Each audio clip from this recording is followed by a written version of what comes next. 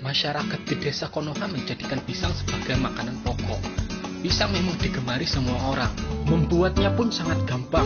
Pisang dikupas dipisahkan dari kulitnya, kemudian dipotong menjadi dua bagian. Untuk mendapatkan rasa yang nikmat, proses perebusan harus menggunakan kompor dengan bahan bakar kayu.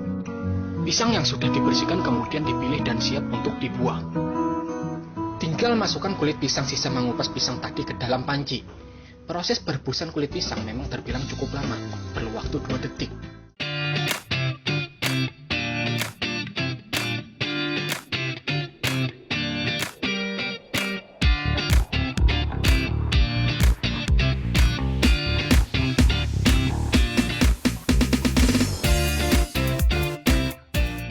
Hai, selamat sore Sobat 7 dimanapun kalian berada. Balik lagi bersama gue Velita di Sobat 7 Kepo.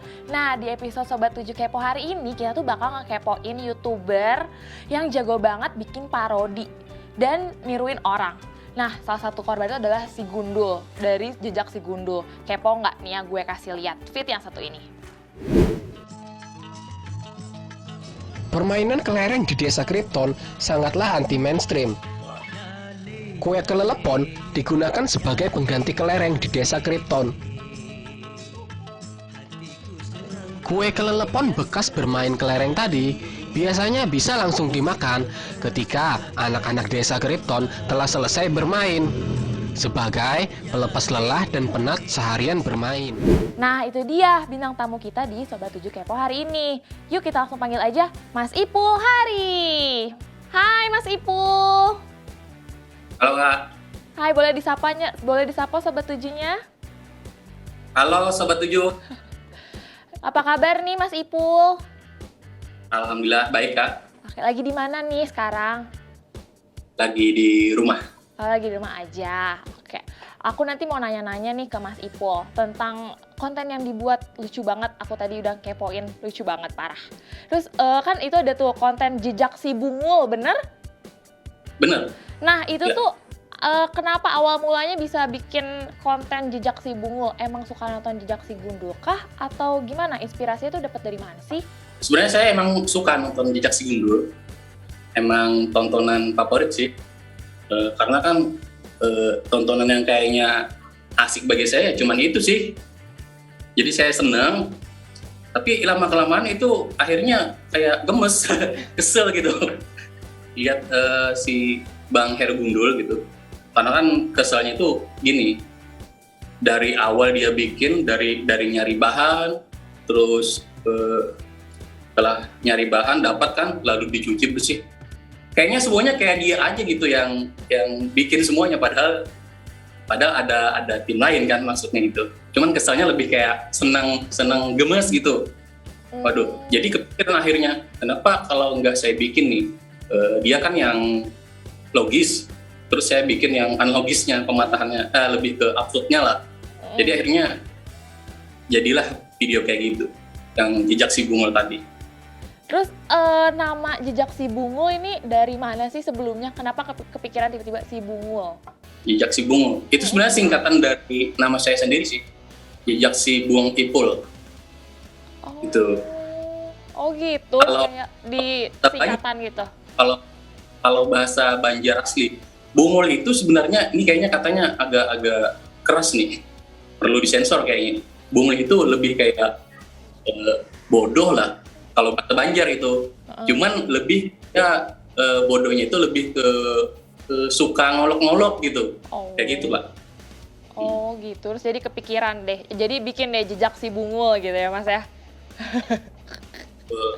Oh gitu, terus kayak emang sebelumnya tuh udah pernah bikin parodi-parodi konten gini atau kayak Jejak Si Bungul ini yang pertama ngeparodiin suatu apa gitu?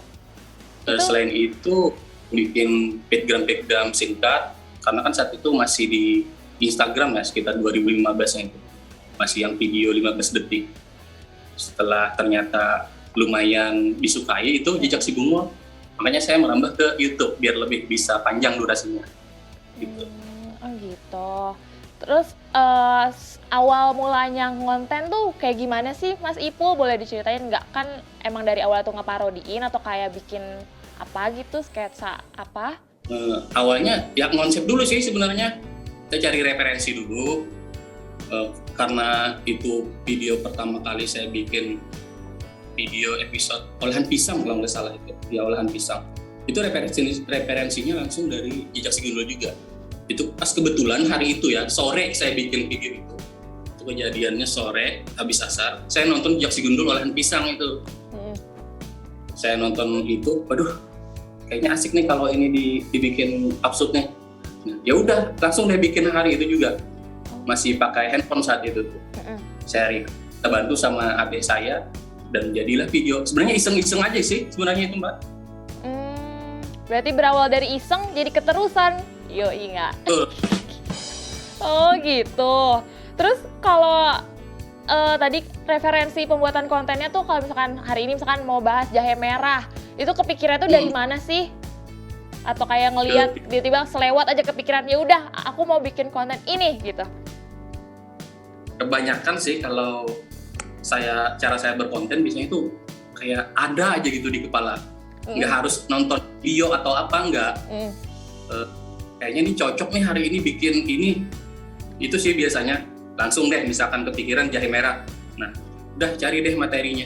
Tuliskan materinya. Udah kayak gitu. Oh gitu.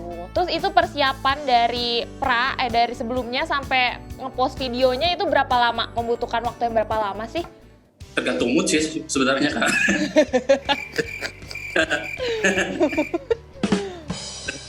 Ya, tapi kalaunya normalnya itu paling enggak sekitar 2-3 hari lah.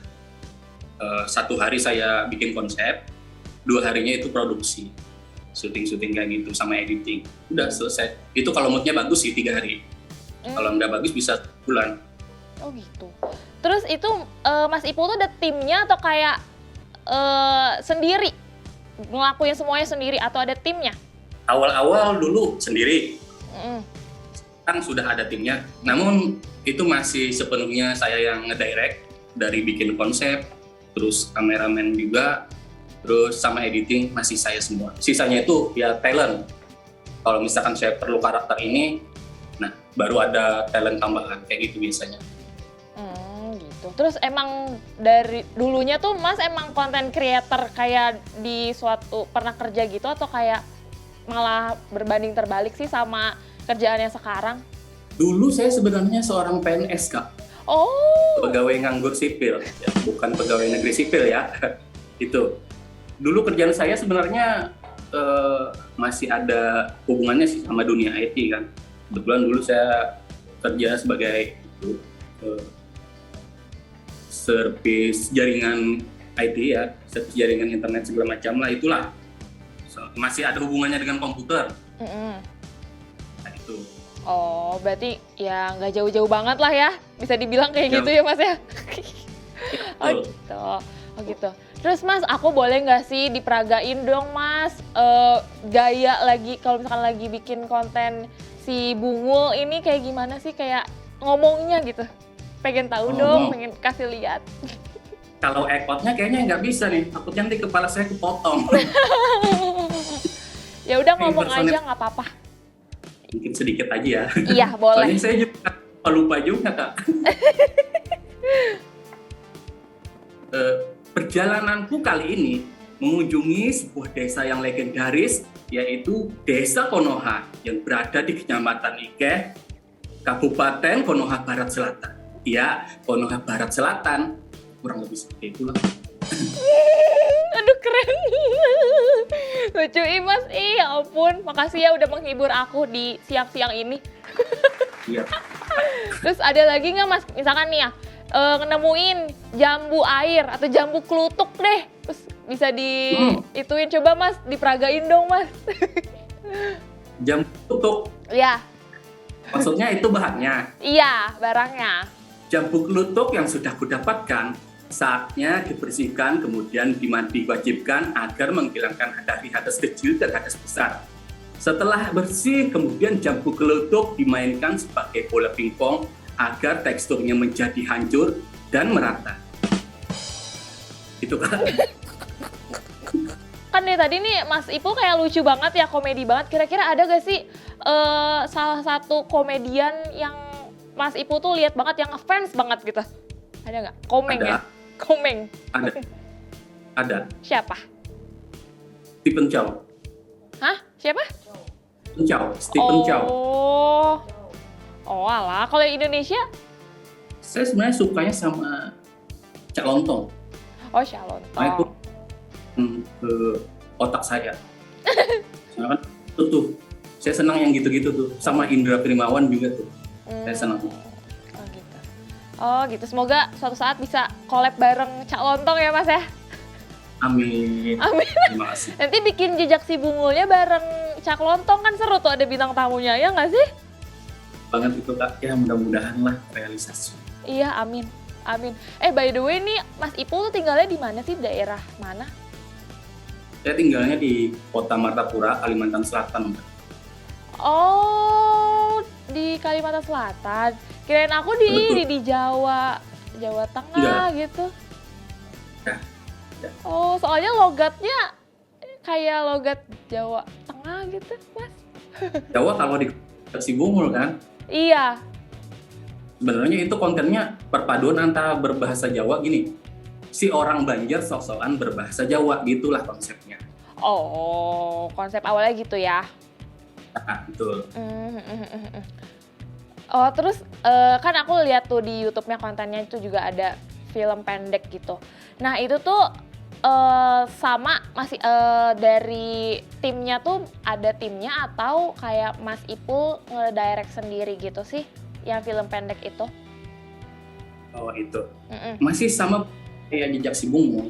Film pendek masih hampir 90% saya juga yang mendirect. Sisanya teman-teman talent aja. Kalau misalkan perlu yang karakter tadi baru saya ajak dalam brand kayak gitu. Gitu. Terus itu tuh belajarnya berarti Mas Ipul otodidak gitu atau gimana sih? Kayak videografi, terus editingnya gitu-gitu? Iya otodidak sih Kak. Oh, otodidak. Itu bisa dicari, skill juga bisa dipelajari. Nah pengalaman itu yang perlu dijalani sendiri. Mantap. Keren. Mantap.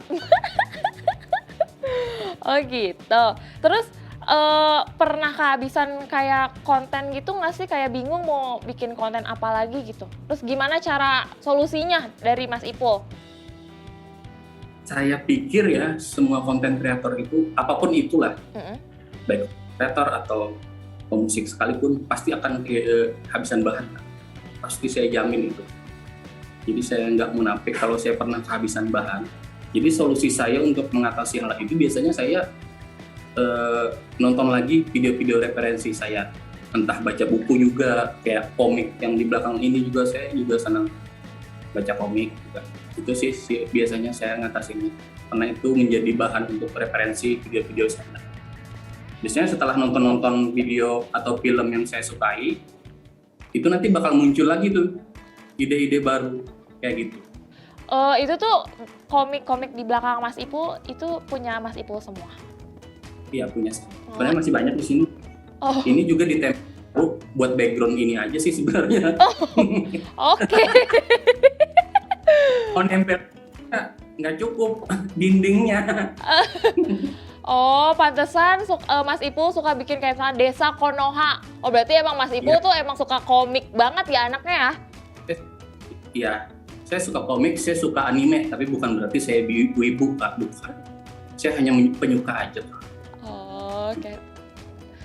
Iya, apa bedanya wibu dan penyuka, penikmat gitu? Bedanya huruf awalannya sih, kalau wibu W, kalau penyuka P. Benar banget. Berarti Mas wibu kali ini, tapi nggak ngaku ya? Enggak, bukan wibu Kak. Oh, apa kalau dong? wibu justru mereka gimana ya, no lab ya, mungkin di rumah aja kali ya, nggak mau ketemu sama orang-orang lain. Kali nggak mau berinteraksi atau bersosialisasi dengan orang lain. Nah, kalau saya mah di komplek sosialisasi mulu. Ih, kelihatan kok Mas, berbaur banget ya anaknya ya. Ada nggak sih menurut Mas Ipul nih ya strategi dalam berkonten biar konten tuh jadi viral gitu? Strategi ya. Kalau dia punya strategi, saya bukan orang yang ahli sih sebenarnya Kak. Saya lebih ke gini aja, bikin konten yang memang disenangi aja, konten yang disenangi, terus tidak mengandung unsur sara. Sisanya cari yang diimbangi dengan apa yang lagi trending aja sih. Saya kurang lebih seperti itu sih biasanya. Tapi lebih banyak ke konten yang memang konten idealis aja lah. Konten idealis saya bukan apa sih bahasanya, ngikut-ngikutan atau gimana gitu. Ini lagi rame apa nih? Saya tahu bikin ini aja. Gitu aja. Oh gitu. Terus menurut Mas Ipul nih ya, gimana sih peluang konten, kan Mas Ipul tuh bikinnya konten parodi gitu kan. Nah peluang konten parodi di Indonesia menurut Mas Ipul tuh kayak gimana? Terus jenis konten komedi apa sih yang paling diminati sama orang Indonesia? Kalau konten parodi saya pikir itu jangkanya panjang sih Kak. Karena selama program masih ada, konten parodi pun bakalan tetap ada. Jadi bakalan terus ada. Nah itu untuk jangka panjangnya yang Mbak tanya tadi. Terus kalau jenis komedi apa yang diminati, nah saya juga bukan yang ahlinya sih. Namun yang namanya komedi ya, itu pasti disenangi orang. Jelas komedinya komedi yang sekarang lebih kayak komedi absurd sih, yang nggak masuk di akal gitu. Benar setuju banget. Kita butuh hiburan nggak sih Mas? Jadi kayak butuh konten-konten lucu, menarik, bikin ketawa gitu nggak sih? Semua orang butuh hiburan. Betul bahkan banget. saya juga butuh hiburan nggak? Benar. Oh gitu, terus ada rencana buat explore konten-konten apa lagi gitu nggak Mas buat YouTube-nya Mas Ipul? Untuk saat ini masih tetap fokus ke Jejak Si Bungul, karena dari beberapa tahun atau kemarin itu sudah pernah saya eksperimen ya kan. Saya stop Jejak Si Bungul, ternyata setelah saya stop Jejak Si Bungul saya bikin konten yang lain. Konten susah naik, tapi kalau Jejak Si Bungul sampai sekarang ya tetap jalan. Jadi saya masih fokus di situ. Ya mungkin akan ada video-video atau konten-konten yang baru lagi sih, masih saya bikin juga, masih saya pikirin. Tapi tetap tidak jauh dengan komedi gitu. Berarti tapi nggak menutup kemungkinan dong ya Mas ya? Iya. Biar mungkin bakal ada konten yang lain, nggak mungkin dari Jejak Si Bungul. Oke. Pokoknya semangat terus ya Mas Ipul. Good luck banget buat konten-konten yang dijalani, sukses terus menghibur masyarakat Indonesia. Iya. Ya. Oke, bye-bye Mas Ipul. Terima kasih ya.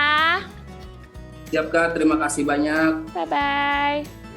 Terima kasih buat Sobat 7 yang udah nontonin Sobat 7 Kepo hari ini. Pokoknya jangan lupa stay tune terus di episode-episode selanjutnya di Sobat 7 Kepo, karena bakal seru-seru banget. Gue Velita pamit undur diri. Bye-bye. Terima kasih sudah menonton Sobat 7 Kepo. Sampai jumpa di episode selanjutnya.